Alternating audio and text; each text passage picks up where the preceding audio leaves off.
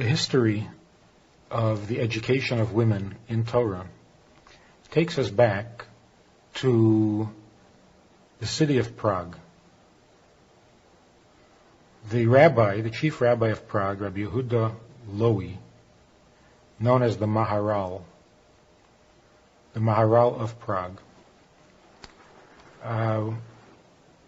popularized the study of Kabbalah in his community. Those who studied Kabbalah had a different philosophy, a different approach to education than the average observant, committed, practicing Jew. Nowhere in the world were women being educated in philosophy, theology, or sciences, but those who studied Kabbalah began to educate their daughters in all areas of Torah, in all parts of Torah, including the Kabbalah itself.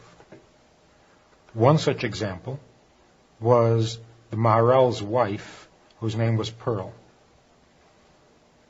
We don't know a lot about her background or her family, but once she was married to the Maharal, we know that they spent time together studying the Talmud, the Code of Jewish Law, and Kabbalah. The Maharal was a prolific writer, and we know that all of his works were edited by his wife, by Pearl. We even know of 8 occasions in which she had to correct his quotes or his references from the Talmud and from the commentaries. She said of herself that since she was a teenager, not a day had gone by that she hadn't spent at least 5 hours in study.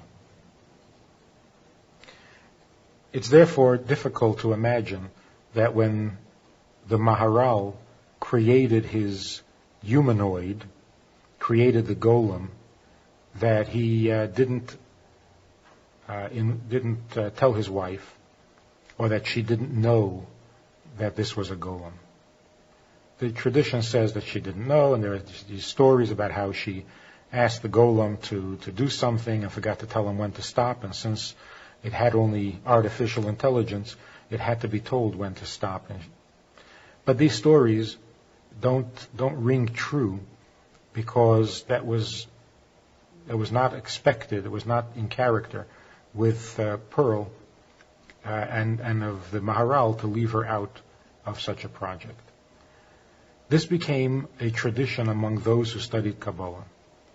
There were those very traditional Jews who were very much against the study of Kabbalah. They mocked it, they ridiculed it, they thought it was either blasphemous, because the study of Kabbalah was too holy, too intense, too mystical for the average person, or they called it frivolous and irresponsible, and since the Kabbalah didn't seem to be of practical importance, they considered it frivolous. One of the descendants of the Maharal and of Pearl, the Maharal, by the way, traces his family tree back to the house of King David, and in fact had a family tree printed up, written up, that actually mentioned all the names of the predecessors of the ancestry that led back to King David himself and his son Solomon. One of the descendants of the Maharal was a man by the name of Reb Schneur Zalman. This was not the Alter Rebbe, this was the grandfather of the Alter Rebbe, after whom he is named. He married a woman called Rachel. Rachel's father, whose name was Baruch Batlan, that's how he was called. His real name was Baruch Portugaler, because he came from Portugal. He was among those Jews who fled from Portugal during the Inquisition because he refused to convert to Christianity. Baruch Batlan, as he was known in in the area, was a great scholar, a very pious man, and he was associated with the Baal Shem of Zamość, which was a pre-runner for the Baal Shem Tov. And this was a group of hidden mystics, all of them who studied Kabbalah. And because of that, Reb Baruch Batlan educated his daughter Rahal from a very young age. And she was a scholar in all areas of Torah, in the Talmud, in the codes of law, in Maimonides, but particularly in the practical laws of everyday life. When she was engaged to Reb Shneir Zalman, who had no idea that his father-in-law, his future father-in-law, was a member of the secret group of mystics, and that his intended wife was in fact a scholar, when they had gotten married, Reb Shneir Zalman very innocently checked with his wife and said, "Are you familiar with the laws of a Jewish home?" And she kept it a secret from him because not everybody was comfortable in those days with the idea of a woman being a scholar or being learned. One day, after they were married, it was a Shabbos afternoon, and they were all walking home from the synagogue. There was Reb Baruch Batlan, his son, Binyamin, Rachel's sister, and the son-in-law, Reb Shneir Zalman. Rachel was walking with her mother and a friend. They were all walking home from shul. Now, in the different towns and townlets in Europe, people practiced the laws of carrying with some variations, some being more strict than others. For example, in some areas, according to the authorities of that area, no gloves were worn on Shabbos because they can be removed and then accidentally carried through the street. And so the only time a person would wear gloves is if they were attached to the sleeve. In the city of Posen, where this Reb Baruch Batlan lived, there was an Eruv around the town, around the city, and which permitted them to carry on Shabbos. An Eruv means that the city was encircled with a rope, with a cord, on posts that kind of enclosed the entire town so that it made it all into one private property. And so you were allowed to carry from the house to the street, and you were allowed to carry in the street itself. And so they wore gloves on Shabbos, as was fashionable in those days, without sewing them to the sleeves. As they were making their way home from the synagogue, the men were not only wearing gloves, but they were also carrying their talus, and I think it was the brother, Binyamin, who was carrying some books that he was going to study at home.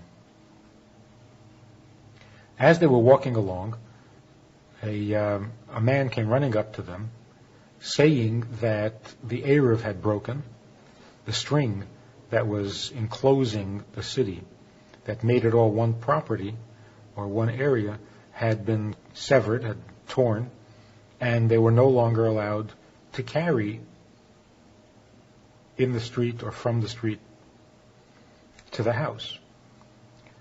Now they all stood there a little bit caught by surprise, a little bit perplexed as to what exactly they should do now with the gloves that they're wearing and the things that they were carrying. To everybody's surprise, Reb Baruch Batlan turned to his daughter Rahel and said, "Rachel, you know the laws. Tell us what to do." He then turned to the men and said, "Of course, we are all great scholars, but sometimes when you get very scholarly, you kind of forget the practical everyday law. She knows, so we'll go by what she says." And he turned to her again. He said, "Go ahead, tell us. What should we do? What is the exact procedure for being caught in the street on a Shabbos afternoon when you're with things in your hands and you're not allowed to carry?" Well, at first she was hesitant because she wasn't sure what her husband's reaction would be to discovering that she was a learned, scholarly woman. But her father insisted, and so she told him. She said, the gloves we can continue to wear, since we're already wearing them, and the danger is that we might forget and remove them from our hands and carry them rather than wear them. But since we're all together, we will not permit that forgetfulness, and we will remind each other so that danger doesn't exist. So we can continue to wear our gloves. The objects that we're carrying, we have to hand it to each other within 4 cubits. Because you're not allowed to carry a distance of 4 cubits in the street. So we'll hand it to each other so that no one person carries the object for 6 or 8 feet.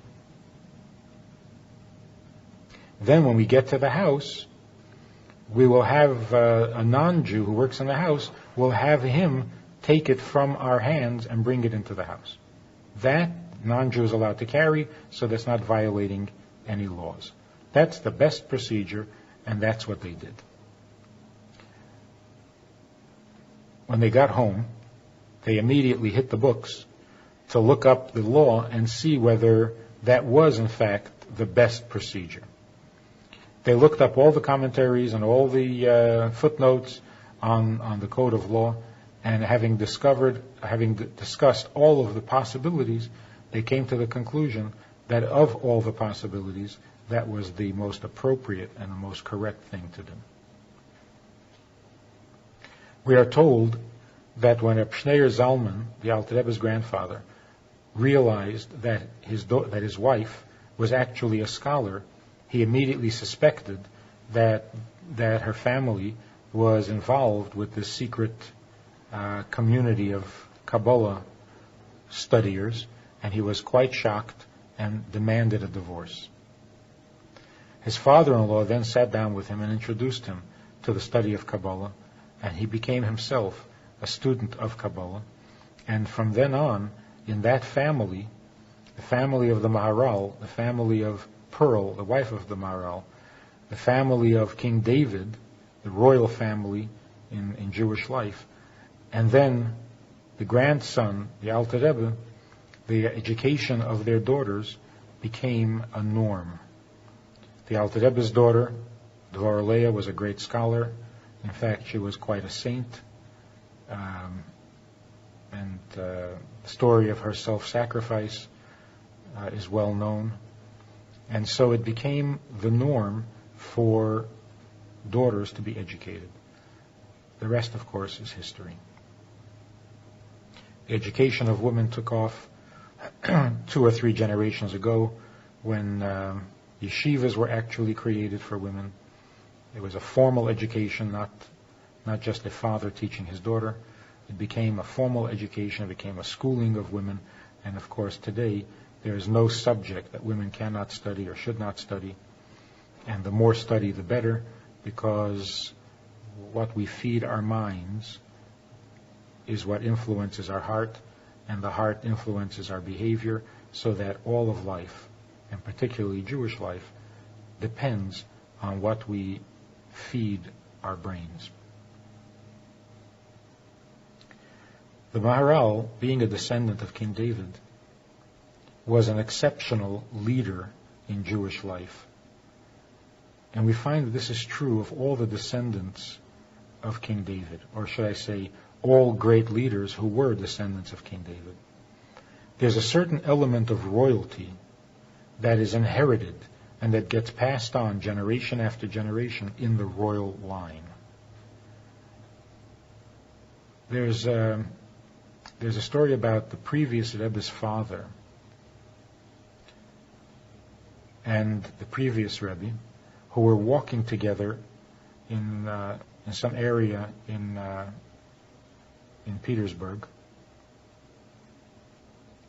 When they came to the parade grounds where the Russian army, the Tsar's army, would do their parading, and there was a box seat, a stage with a canopy, where the Tsar would sit when he reviewed his troops. The Tsar had passed away, had died, and the seat remained untouched. It was cordoned off, it was roped off, and it was a historic site, and people did not use that stage or that seat. And in fact, there was a guard placed to protect the site. The Rebbe's father said to him, "It would be very nice to sit down on that seat for a while." The Rebbe took a hint. The previous Rebbe got the hint, and he went and he distracted the guard and drew him into some conversation. And the Rebbe's father, Rebbe Rashab, covered his shoes with his handkerchiefs and walked up on the stage and sat down in the Tsar's chair. He sat there for almost a half hour, and afterwards they went home. The Rebbe Rashab then proceeded to pen one of the most profound, elaborate, detailed, innovative works in Hasidic philosophy. And he told his son that the germ, the idea that sparked this writing, he had thought of, had come to him while he was sitting on the seat, on the Tsar's chair. Now, although the Tsar was a tyrant and somewhat touched, not quite stable, and extremely cruel, yet the element of royalty, that power, that authority, that magnitude of vision that a Tsar is capable of, somehow inspired the Rebbe to a greater thinking, to a greater discovery. And so we find that all the great leaders in Jewish history who were descendants of King David had a certain flair, a certain greatness about them that was not limited to the Jewish community, and it affected the entire population, and in some cases even the entire world. The Maharal is famous not only among Jews, but even among the non-Jews of Transylvania, or whatever it was called in those days, of the vicinity of Prague. He was also proficient in subjects in addition to Torah. He was knowledgeable in philosophy and in science and in astronomy. We find the same thing true of the Alter Rebbe. Being a descendant of the Maharal, he was also a leader whose influence reached far beyond the limits of his shtetl, or of his congregation, or of his community, or even of the Jewish people. And so the Tsar, in the times of the Alter Rebbe, made him an honorary citizen, or something of that kind of a title, special title, because of the medicines, some skin medicines that he had discovered, and because of his knowledge and his help in the fields of science and mathematics that he offered the Tsar. In addition to which, he was also very much involved in the war between Russia and France, the Franco-Russian War, where he supported the Tsar against Napoleon. And his Hasidim, in many, many ways, served as intelligence sources for the Tsar and helped in the war effort in that war. So the Alter Rebbe was recognized as a leader not only by Hasidim, not only by the Jewish people, but even by the government and by the officials, by the Tsar himself. That kind of leadership, that kind of authority that enables a Jewish leader to speak to the entire world, comes from this element, from this quality called royalty, which of course exists in abundance in those who are descendant of King David. But others have it as well, or are capable of it as well. The ability to speak to the world, the ability to be serve as a messenger of godly content to the entire world, is something that we find at first with King David. Moses, of course, was a great Jewish leader, but we don't find that he had a message to the world. Not that his message wasn't relevant to the world, but he didn't address the world. He didn't speak to the nations of the world. He spoke to the Jewish people. Moses is called Moshe Rabbeinu. He is Moses, our teacher, our master. He is not called a king. King David is called a king. The story of Purim, where Esther took on responsibility for her entire people and went to speak to the king and to annul the decree that Haman had made. Esther was a descendant of royalty. She was a granddaughter of King Saul. So this element of royalty is what gives a person that ability to speak universally, to think universally, and to be heard universally. Of course, there are many people who run around thinking universally, but nobody cares because their opinion doesn't count and they're just simply wasting their time. They have illusions of grandeur. And so they think global thoughts, but they can't even take care of their own immediate needs. We're talking about someone whose global thoughts actually have an effect and influence the morality, the godliness, the goodness, the behavior of generations of people, Jews and non-Jews. So this quality of royalty, this quality of malchus, is where a person has a powerful effect simply by the words that he uses. Any person whose words have an effect, whose words are heard, is displaying this quality called royalty or malchus. Because malchus, on the one hand, is related to kingdom, to rulership, but it's also related to speech. The combination tells us that a king rules through his words. A king doesn't work hard. A king doesn't get down and do the work. He orders it. He instructs, and it gets done because his words are heard, obeyed. His words have an effect. So a king governs by his words.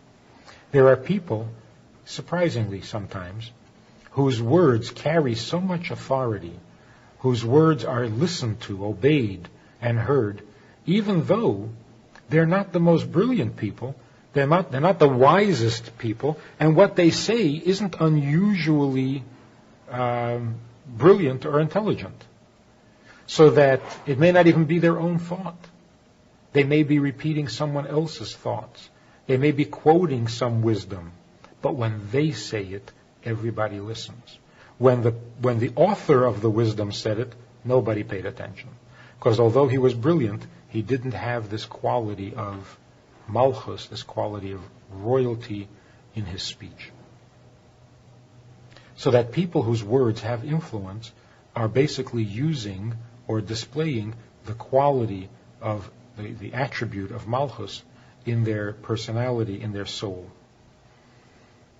When words are heard, when words are effective, when you have that kind of authority, then your influence is not limited in any way to people who voted for you or people who believe in you or people who belong to your congregation or community because they're paid members.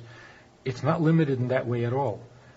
The power of what you say reaches everywhere, affects everyone, and is in fact truly universal. If there's anything we can learn from this, it's number one, the power of our words, that we have to be careful what we say, because once spoken, even an idea that had already been thought of before or well known prior to the statement, but bringing it out into words, presenting it verbally, has a power of its own that is sometimes stronger and greater than the idea itself. So putting an idea into words, putting a thought into words, can be a risky thing and should be done cautiously. And that's why all wise people have always said, silence is wonderful. You have a thought, don't necessarily say it. You said something, don't necessarily write it. You heard something, don't necessarily repeat it.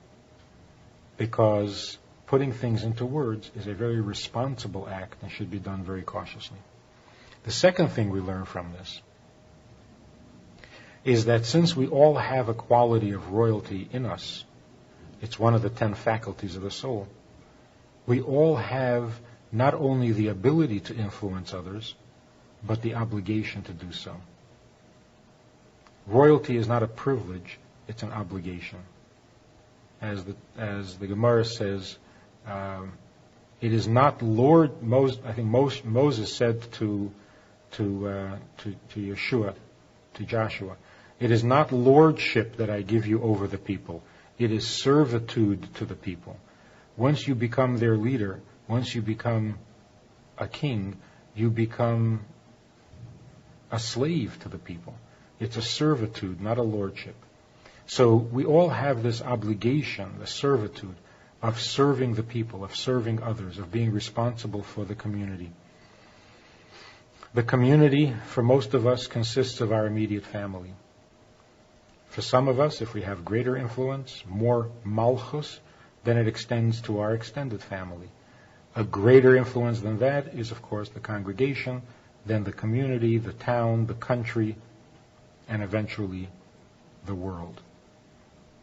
So, each in our own way, each in our own little country, need to be the king of our country. And by that, we mean taking responsibility, the servitude, and feeling comfortable and actually grateful for the ability to be of service to the people, to serve others in a leadership position. And in doing so, we need to be extremely careful when our words are heard, and to those who listen to our words, we have to be very careful what we say and how we say.